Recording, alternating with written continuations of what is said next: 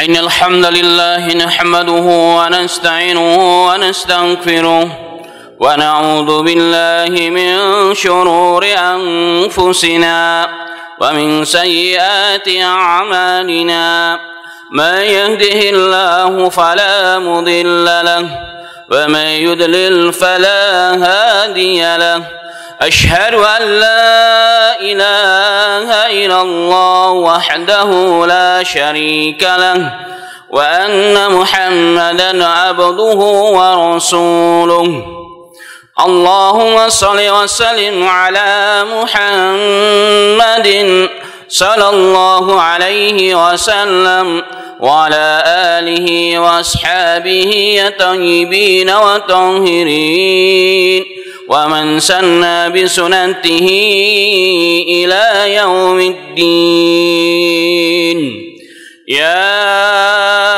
أيها الذين آمنوا اتقوا الله حق تقاته ولا تموتن إلا وأنتم مسلمون يا أيها الناس اتقوا ربكم الذي خلقكم من نفس واحدة وخلق منها زوجها وبث منهما رجالا كثيرا ونساء واتقوا الله الذي تساءلون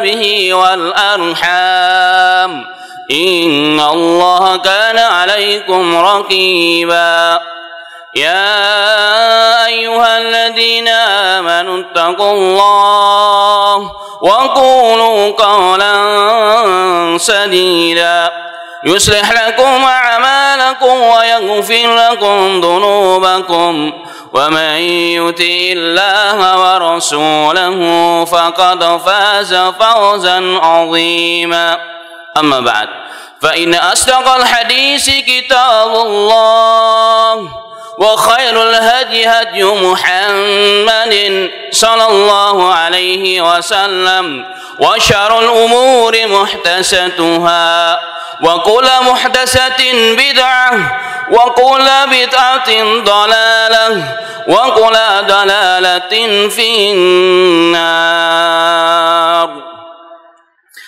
Ma'asyiral muslimin, sidang Jumat Masjid Ansaf yang dirahmati oleh Allah Subhanahu wa taala. Bersyukur kepada Rabb kita Allah Subhanahu wa taala yang masih memberikan kesehatan, menjaga kita dari segala malapetaka dan musibah. Dan hari ini, detik ini, tempat yang berbahagia ini, kita semua masih diberikan karunia yang begitu sangat agung, yakni dimampukan dan dimudahkan untuk melaksanakan satu bentuk ubudiyah kita kepada Rabb kita, yakni salat Jumat berjamaah. Semoga Allah Ta'ala menerima kita dan membimbing kita, menjaga kita, dan terus memberikan hidayah hingga akhir hayat kita, dan kita semua insya Allah akan diwafatkan dalam kondisi terbaik, yakni husnul khatimah. Amin ya rabbal alamin. Salawat serta salam tidak lupa kita haturkan kepada junjungan Nabi besar Muhammad sallallahu alaihi wasallam beserta para keluarganya, para sahabatnya, dan orang-orang yang mengikutinya dan memperjuangkan sunnahnya hingga akhir masa. Semoga saya dan antum sekalian termasuk ada di dalamnya. Jemaah sekalian, khutbah pada kali yang singkat ini Al-Khatib akan mengangkat sebuah khutbah yang bertema kunci pembeda antara kebenaran dan keburukan. Ma'asyiral muslimin, sidang Jumat rahimani wa rahimakallah. Al-birru wal ismu, kebaikan dan dosa. At-thayyibu wal khabis, kebaikan dan keburukan, kebenaran dan kebatilan. Dua perkara yang selalu mewarnai, menghiasi roda kehidupan setiap manusia, terutama kita semua orang-orang yang hidup di akhir zaman. Laqad kathura fihil fitan, yang telah banyak di dalamnya fitnah fima dhahara minha mawabatan. Bahkan Nabi Muhammad sallallahu alaihi wasallam telah mensifati dalam hadis Muslim fitnah yang begitu sangat luar biasa di akhir zaman ini. ka qita'il lailil mudlim, seperti potongan malam gelap gulita. Begitu gelapnya sehingga siangnya pun seperti malam. Tidak lagi orang membedakan mana yang hak, mana yang batil, mana yang benar dan mana yang salah. Sehingga di zaman itu, ma'asyiral muslimin, Nabi Muhammad sallallahu alaihi wasallam melanjutkan hadisnya, yusbihu rajulun mu'minan wa yumsi bihi kafira. Di pagi hari seseorang masih menjadi mukmin, bukan muslim, mukmin. Tetapi di sore harinya Nabi kita Muhammad sallallahu alaihi wasallam mengatakan berubah menjadi orang kafir. Wa yumsi bihi mu'minan wa yusbihi kafira. Dan ada orang sebaliknya, di sore hari masih mukmin, tapi di besok harinya, di pagi harinya telah menjadi kafir. Apa gerangan yang membuat itu terjadi? Fitnah yang luar biasa. Sehingga apa yang terjadi? Ya bi'udinahu bi'aradin minad dunya. Sehingga orang tersebut menjual agamanya, menjual akidahnya. Ma'asyiral muslimin rahimani wa rahimakumullah. Hari ini kesesatan dan kezaliman, kebenaran dan keburukan dan seterusnya, tanpa kita sadari terkadang kita berada di dalamnya. Mungkin karena kebodohan saya dan antum, mungkin karena kita tidak mampu mendeteksi ini baik ataupun ini benar, atau kelalaian kita. Karena itu sesungguhnya Allah subhanahu wa ta'ala Rabbul Alamin yang mencintai hambanya lebih dari mencintai kecintaannya seorang ibu kepada anaknya yang masih kecil. Selalu memberikan pada hambanya yang terbaik. Tapi kitalah yang tidak bersyukur kepada Allah subhanahu wa ta'ala. Melalui lisannya kekasihnya Muhammad sallallahu alaihi wasallam, dalam hadis Muslim, Nabi Muhammad sallallahu alaihi wasallam telah diriwayatkan dari seorang sahabat Nawas bin Sam'an al-Ansari radhiyallahu anhu qala sa'altu Rasulullah sallallahu alaihi wasallam anil birri wal itsam. Dari Nawas bin Sam'an al-Ansari radhiyallahu anhu, beliau mengatakan, aku pernah bertanya kepada Nabi Muhammad sallallahu alaihi wasallam anil birri wal itsam, tentang kebaikan dan keburukan. Faqal al-birru husnul khuluq. Nabi Muhammad sallallahu alaihi wasallam mengatakan, kebaikan itu wahai sahabat adalah husnul khuluq, adalah akhlak yang mulia.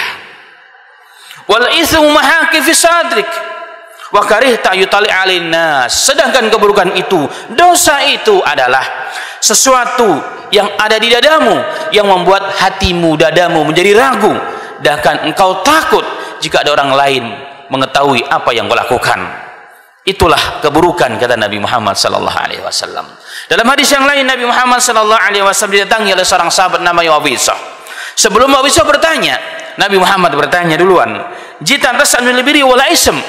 Wahai Wabisah, kau datang kepadaku ingin bertanya tentang kebaikan dan keburukan. Ia mengatakan, "Na'am, ya Rasulullah. Aku ingin bertanya itu ya Rasulullah." Fajama'a asabi'ahu fadaraba biha sadrah. Maka Nabi Muhammad SAW menggenggamkan jari-jarinya, memukulkan dada Wabisah dengan pukulan kasih sayang. Kemudian seraya bersabda, "Istafti nafsak, istafti qalbak ya Wabisah salasan."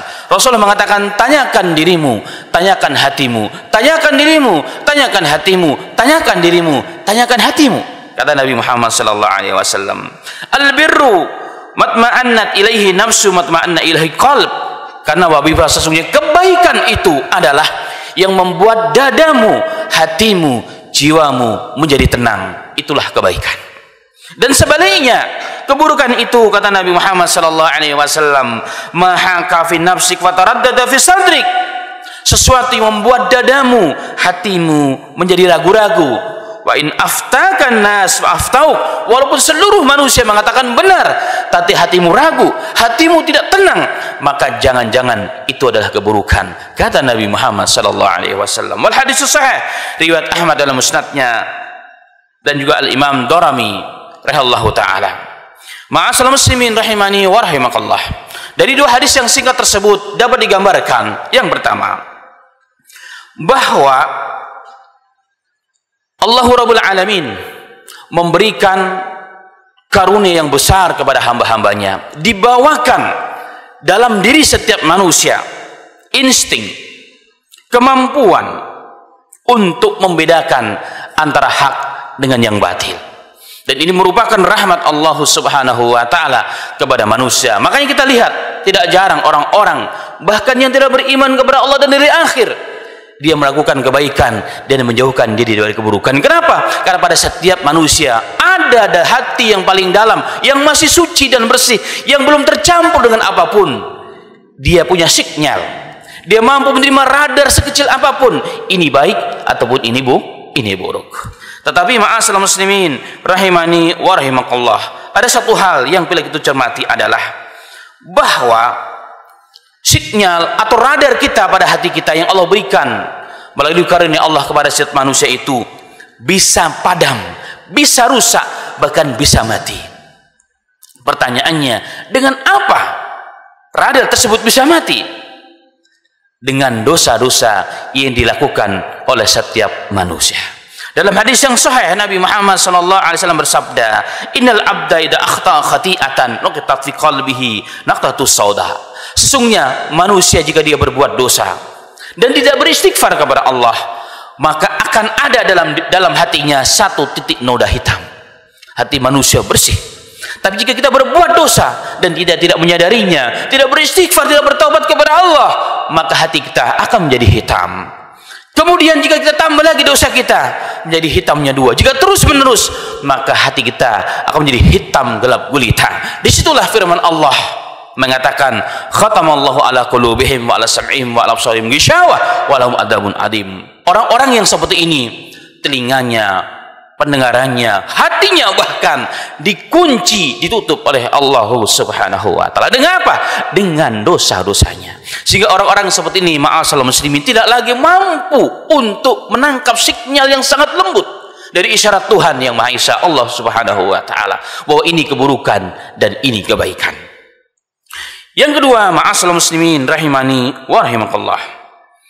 Pada hadis ini Nabi Muhammad SAW menjelaskan dengan begitu sangat gamblang perbedaan antara kunci kebaikan dan keburukan. Kebaikan dalam hadis yang pertama riwayat Muslim tadi adalah al-birru husnul khuluq. Kebaikan itu hakikatnya adalah akhlak yang baik. Kalau kita ingin lihat orang yang akhlaknya baik, maka itu orang yang baik. Tapi akhlaknya rusak, walaupun mungkin sisi yang lain ibadahnya bagus kepada Allah, infaknya juga bagus, tapi lisannya tidak dijaga, tangannya tidak dijaga, maka sesungguhnya dia adalah orang yang buruk. Kenapa? Karena akhlaknya tidak baik kepada manusia. Karena itulah Nabi Muhammad SAW dalam hadis yang cukup banyak mensifati, menceritakan keutamaan orang yang berakhlak yang baik, yang merupakan tanda orang yang baik. Sallallahu alaihi wasallam bersabda, "Innal mu'min la yudrik bi husni khuluqihi darajatas shaimi wal qa'im." Sesungguhnya seorang mukmin itu akan sampai kepada derajat yang sangat tinggi orang yang selalu di malam harinya dia qiyamul lail, di siang harinya selalu berpuasa. Dua amalan yang tidak dilakukan kecuali orang-orang yang sangat kuat imannya, ma'asyiral muslimin. Tapi derajat ini dapat dilalui, dapat dicapai oleh siapa? Orang-orang yang berhusnul khuluq, orang-orang yang akhlaknya mulia. Karena itulah Nabi Muhammad SAW pada hadis yang pertama dari riwayat Muslim mengatakan, hakikat kebaikan itu lihatlah akhlaknya dia kepada Allah, tentunya kepada manusia, kepada sesama, dapat lihat dia baik ataupun buruk. Kemudian ma'asyiral muslimin, pada hadis yang kedua Rasulullah menerangkan bahwa kunci kebaikan itu adalah apa? Sesuatu yang jika kita lakukan, hati menjadi tenang, jiwa menjadi tenang, tidak gelisah. Itulah tanda kebaikan. Mantap ini hati, walaupun orang bilang apa, tapi hati ini mantap. Maka yakinlah itu kebenaran yang Allah tunjukkan melalui hidayah Allah Subhanahu wa taala, pada nur yang Allah berikan, yang Allah letakkan pada hamba-hamba, pada hati-hati seorang hamba Allah Subhanahu wa taala. Ketenangan jiwa itu tanda kebenaran, ma'asyiral muslimin, dan kebaikan ada pada dirinya. Dan sebaliknya Nabi Muhammad SAW bercerita kepada kita, menggambarkan, memberikan kunci agar kita tahu dan mengerti. Kunci keburukan adalah apa? Sesuatu yang jika kita lakukan, hati menjadi tidak tenang, hati menjadi taraddud, hati menjadi gelisah. Walaupun orang tidak ada, Orang tidak melihat, CCTV pun tidak ada, pimpinan tidak melihat kita, tapi kita lakukan itu. Ada rasa khawatir dalam diri kita, ada rasa takut dalam diri kita, ada keguncangan dalam jiwa. Tidak sedikit membawa orang tersebut kepada stres, kemudian membawanya kepada stroke. Na'udzubillah min dzalika. Tanda perbuatannya tidak baik. Bahkan Nabi Muhammad SAW menekankan kepada kita, wa in aftakan nas fa aftau, walaupun seluruh manusia mengatakan itu benar, itu boleh, tetapi hati kita tidak tenang, maka sesungguhnya yang benar adalah mengikuti hati kita yang paling dalam, yang paling bersih, yang paling suci, yang belum tercampur dengan apapun. Itulah kunci yang diberikan oleh Nabi kita Muhammad sallallahu alaihi wasallam. Karena itulah ma'asyiral muslimin rahimani wa rahimakumullah. Al-Imam Ibnu Qayyim rahimahullah taala dalam kitabnya I'lamu Waqi'in beliau mengatakan, yajusu al-amal bimujarrad fatwa al-mufti, la yajusu al-amalu bimujarrad fatwa mufti idza lam tatma'inna nafsuk wa haqqa fi sadrih wa min qawlihi wa taraddada fiha liqauli sallallahu alaihi wasallam. Tidak diperbolehkan seseorang itu beramal dengan suatu amalan hanya dengan fatwa seorang mufti. Banyak orang yang datang kepada seorang ulama, kita katakan sesuai dengan apa yang kita inginkan, maka ulama mengatakan boleh ataupun tidak, tapi hati kita ini goncang. Hati kita ini goncang. Apa kata Imam Ibnu Qayyim? Nggak boleh kita amalkan fatwa mufti tersebut. Kenapa? Karena banyak orang yang bertanya kepada ulama, kepada mufti, bukan mencari kebenaran, tapi mencari pembenaran. Sehingga apa yang didengar oleh seorang mufti, oleh seorang ulama akan difatwakan, dan di luar itu tidak ada yang tahu apa yang diinginkan oleh orang yang bertanya tersebut. Karena itulah ma'asyiral muslimin, terkadang banyak hal dalam kehidupan ini yang menurut orang itu baik kita lakukan, yang menurut orang itu hebat kita lakukan, tapi hati kita nggak ada ketenangan. Maka ikutilah hati yang terdalam, karena ianya adalah cahaya dari nur Allah subhanahu wa ta'ala, petunjuk dari Rabbul Alamin. Ma'asyiral muslimin rahimani wa rahimakallah.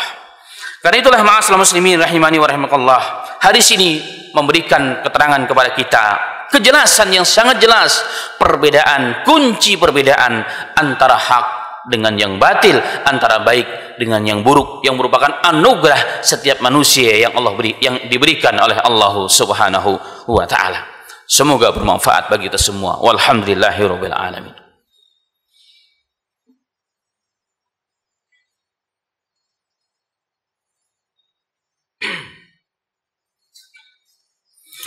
Alhamdulillahirabbil alamin, hamdan katsiran tayyiban mubarakan fihi kama yuhibbu rabbuna wa yarda. Allahumma shalli wa sallim ala Muhammadin sallallahu alaihi wasallam wa ala alihi wa sahbihi ajma'in. Amma ba'd. Ma'asyiral muslimin rahimani wa rahimakallah. Pada hadis yang tidak disebutkan dalam khutbah yang pertama, dalam riwayat yang kedua, hadis Wabisah. Wabisah datang kepada Nabi Muhammad sallallahu alaihi wasallam dalam hati yang terdalam, ingin bertanya kepada Nabi Muhammad sallallahu alaihi wasallam tentang kebaikan dan keburukan. Sebelum dia bertanya, Rasulullah bertanya, wahai Wabisah, jita tas'al anil birri wal itsm, apakah kau datang kepadaku ingin bertanya tentang kebaikan dan keburukan? Pada pernyataan Nabi Muhammad sallallahu alaihi wasallam kepada kita, itu menunjukkan dalailun nubuwah, dalil-dalil kenabian Nabi Muhammad sallallahu alaihi wasallam. Karena Nabi Muhammad sallallahu alaihi wasallam bertanya sesuatu yang karenanya sahabat itu datang kepada Rasulullah. Ini merupakan mukjizat dari Nabi kita Muhammad sallallahu alaihi wasallam, dan ulama memasukkan hadis-hadis seperti ini dalam kategori hadis-hadis dalailun nubuwah, tanda-tanda kenabiannya Muhammad sallallahu alaihi wasallam. Dan banyak hadis-hadis yang menunjukkan hal seperti itu. Kemudian yang kedua persoalannya, hadis ini juga bukan dalil bahwa Nabi kita Muhammad SAW mengerti perkara yang gaib.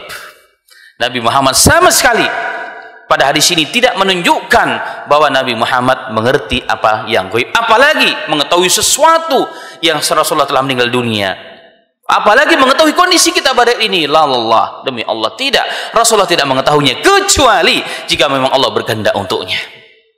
Al-Quran banyak ayat menerangkan hal tersebut. Di antaranya adalah keterangan yang begitu tegas dari Allah subhanahu wa ta'ala La ya'lamul ghaiba illahu, tidak ada yang mengetahui perkara yang gaib kecuali Allah Subhanahu wa taala. Allah juga mengatakan dalam Al-Qur'an, "Qul la amliku li nafsi naf'an wa la dharra illa ma syaa Allah wa law kuntu a'lamul ghaiba lastaksartu minal khair wa ma massani."